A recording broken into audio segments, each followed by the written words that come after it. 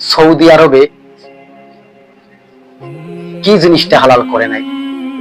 এমন কোন জিনিস নাই যে এই সৌদি আরবের ভিতরে হালাল না করছে।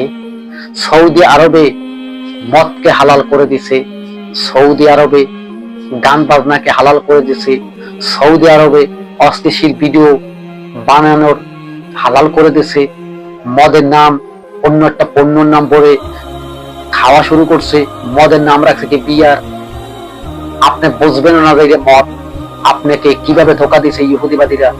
ওরা বলছে মদের নাম দিয়ে যে বিয়ার, আসলে বিয়ার নামটা খুব ভালো শোনা যায় যে বিয়ার, কিন্তু বিয়ারের ভিতরে যে ইহুদিরা যে মদ নেশা ভয়ঙ্কর ভয়ঙ্কর ভিতরে যে ঢুকিয়ে রাখছে মানুষকে নেশায় পড়ে থাকার জন্য। আপনি জানেন এই সৌদি আরবে মদকে হালাল করে দিচ্ছে এবং গান বাজনাকে হালাল করে দিচ্ছে।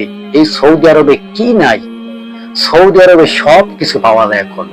সৌদি আরবে নারীও পাওয়া যায়, সৌদি আরবে সবই পাওয়া যায়। এবং সৌদি আরবে সিনেমা হল খুলে দিয়েছে, আপনার জোরাজুরি করতে হবে না। আপনি যদি বলেন আমি সিনেমা হল দেখবো, আপনাকে ঢুকতে দেবে। বাস আপনার কি করতে হবে? পাসপোর্ট দিয়ে ভিসা করে কোন রাষ্ট্র থেকে যাইতে পারবেন, এই অশ্লীল ভিডিও দেখতে পারবেন। ইহুদিদের কাজ কি? যেখানে একটা ডোলের বাড়িতে 70,000 ইবলিস শয়তান হাজির হয়, কি করে মানুষ গান বাজনার ভিতরে লিপ্ত আছে? এখানে কিন্তু আমি মমতাজকেও তুলে ধরবো। মিস্টার মমতাজ সে কিন্তু হুজুরদের উপরেও কিন্তু অনেক কথা বলেছে।